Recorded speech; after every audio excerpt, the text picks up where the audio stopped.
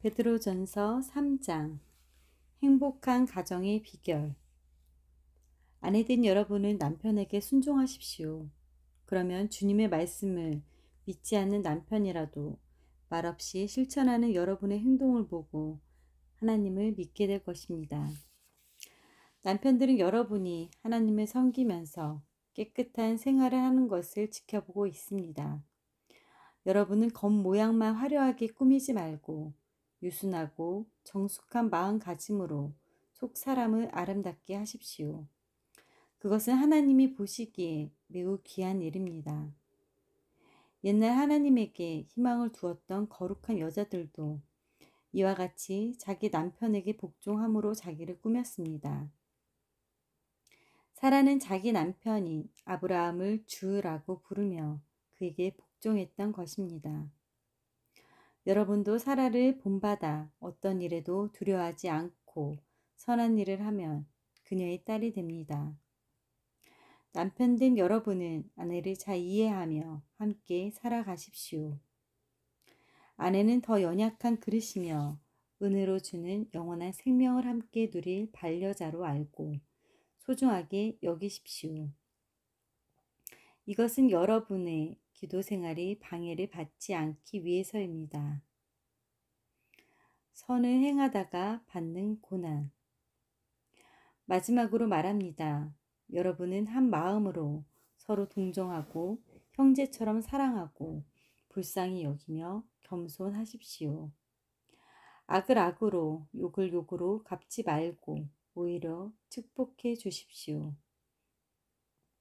그것은 여러분이 하나님의 복을 받아 누리도록 부르심을 받았기 때문입니다. 성경에도 이렇게 기록되어 있습니다. 생명을 사랑하며 행복한 생활을 원하는 사람은 악한 말이나 거짓말을 해서는 안 된다. 그는 악에서 떠나 선한 일을 하며 평화를 추구해야 한다. 주는 의로운 사람에게 눈을 돌리시고 그들의 기도에 귀를 기울이시지만 악을 행하는 자들은 대적하신다. 여러분이 열심으로 선한 일을 한다면 누가 해치겠습니까? 그러나 옳은 일을 위해 고난을 받는다면 여러분은 행복한 사람입니다. 그러므로 사람들이 협박을 하더라도 겁내거나 무서워하지 말고 마음의 주님이신 그리스도를 거룩하게 모십시오. 그리고 여러분이 간직한 희망에 대해서 그 이유를 묻는 사람에게는 언제나 부드럽고 공손하게 대답할 준비를 하고 선한 양심으로 생활하십시오. 그러면 여러분이 그리스도 안에서 행한 선한 일을 헐뜯고 욕하는 사람들이 도리어 부끄러움을 당하게 될 것입니다. 선한 일을 하면서 고난을 받는 것이 하나님의 뜻이라면 악한 일을 하면서 고난을 받는 것보다 낫습니다. 죄가 없으신 그리스도께서 죄인들을 위해 한 번 죽으신 것은 죄인인 우리를 하나님께로 인도하시기 위해서입니다. 육체적으로는 죽음을 당하였으나 영으로 살아나신 예수님은 갇혀있는 영들에게 가서 기쁜 소식을 전파하셨습니다. 그들은 옛날 노아가 배를 준비하는 동안 하나님께서 참고 기다렸으나 하나님께서 불순종하던 영들입니다. 그때 배에 들어가 홍수에서 구원을 받은 사람은 겨우 8명 뿐이었습니다. 이 물은 예수 그리스도의 부활을 통해서 여러분을 구원하는 세례를 상징합니다. 이 세례는 몸의 더러운 것을 없애버리는 것이 아니라 오직 선한 양심이 하나님을 향해 찾아가는 것입니다. 그리스도께서는 하늘을 올라가셔서 지금 하나님의 오른편에 계시며 권세와 능력을 가진 모든 천사들을 지배하고 계십니다. 베드로전서 4장. 그리스도께서 육체의 고통을 겪으셨으니 여러분도 같은 마음가짐으로 무장하십시오. 육체의 고통을 겪은 사람은 벌써 죄와 관계를 끊는 것입니다. 이제부터 여러분은 남은 생애의 인간적인 욕망을 위해 살지 말고 하나님의 뜻을 위해 사십시오. 여러분도 전에는 이방인들이 즐기던 방탕과 정욕과 술 취함과 진탕 마시고 흥청망청 떠드는 것과 우상 숭배에 빠져 살았지만 이제 다 지나간 일에 불과합니다. 그래서 그들은 방탕한 일에 여러분이 함께 어울리지 않는 것을 이상히 여겨 비난하고 있습니다. 그러나 그들은 산 사람과 죽은 사람을 심판하실 분에게 자기들이 행한 일을 낱낱이 고해 바쳐야 할 것입니다. 그래서 지금 죽어 있는 사람들에게 또 기쁜 소식이 전파되었는데 이것은 그들이 육체로는 모든 사람처럼 심판을 받으나 영으로는 하나님의 뜻에 따라 살게 하라는 것입니다. 사랑은 많은 잘못을 덮는다. 세상의 마지막이 가까웠으니 정신을 차리고 자제하여 기도하십시오. 무엇보다도 열심으로 서로 사랑하십시오. 사랑은 많은 죄를 덮어줍니다. 불평하지 말고 서로 대접하십시오. 여러분이 각자 받은 은혜의 선물이 무엇이든 간에 하나님의 여러 가지 은혜를 말은 선한 관리인답게 서로를 섬기는데 그것을 사용하십시오. 말씀을 전하는 사람은 하나님의 말씀을 전하는 것처럼 하고 봉사하는 사람은 하나님이 주시는 힘으로 하는 것처럼 하십시오. 그러면 모든 일에 예수 그리스도를 통해 하나님이 영광을 받으실 것입니다.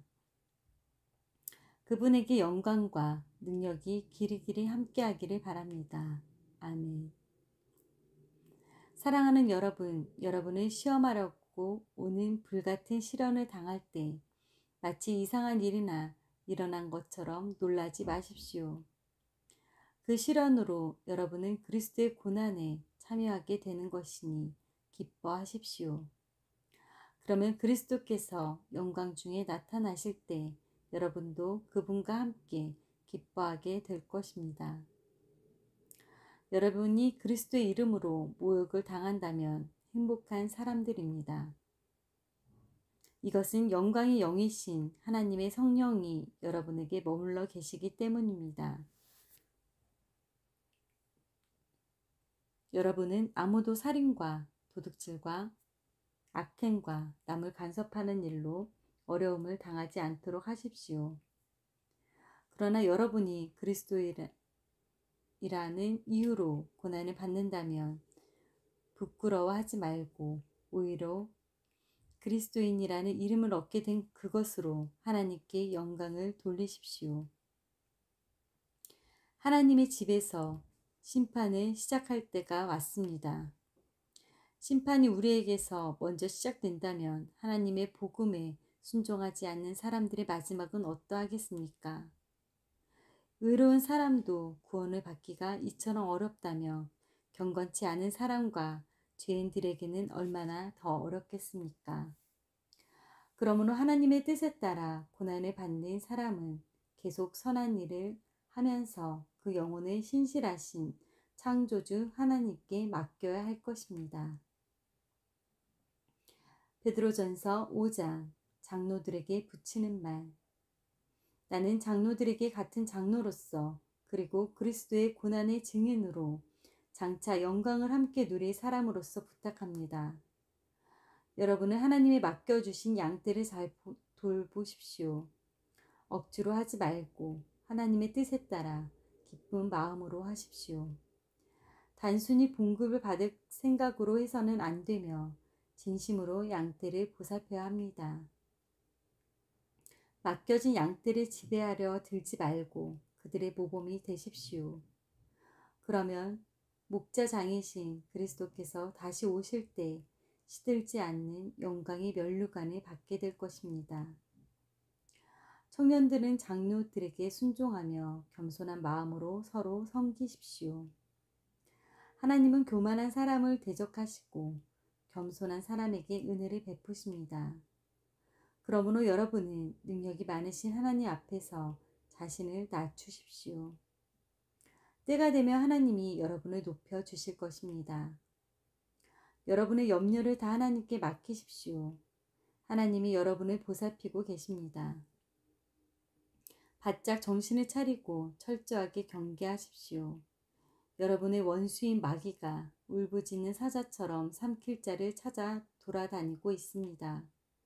그러므로 믿음에 굳게 서서 마귀를 대항하십시오. 세상에 흩어져 있는 모든 성도들도 이 같은 고난을 겪고 있습니다. 얼마 동안 여러분이 고난을 겪고 나면 그리스도 안에서 여러분을 불러 영원한 영광을 함께 누리게 하신 모든 은혜의 하나님이 여러분을 친히 완전하게 하시고 굳세게 하시고 강하게 하시며 튼튼하게 세워주실 것입니다. 능력이 하나님께 길이 함께 하기를 기도합니다. 아멘. 내가 신실한 형제로 여기는 실루아노를 통해 나는 여러분에게 간단히 편지를 써서 여러분을 격려하고 주님을 위해 고난받는 이것이 하나님의 참된 은혜임을 증거하였습니다. 그러므로 여러분은 이 은혜에 굳게 서십시오. 여러분과 함께 선택된 바빌론에 있는 여러분의 자매 교회가 여러분에게 문안하고 내 아들 마가가 여러분에게 문안합니다. 여러분은 성도의 사랑으로 서로 문안하십시오. 그리스도 안에 있는 여러분의 모두에게 평안이 함께하기를 기도합니다. 아멘.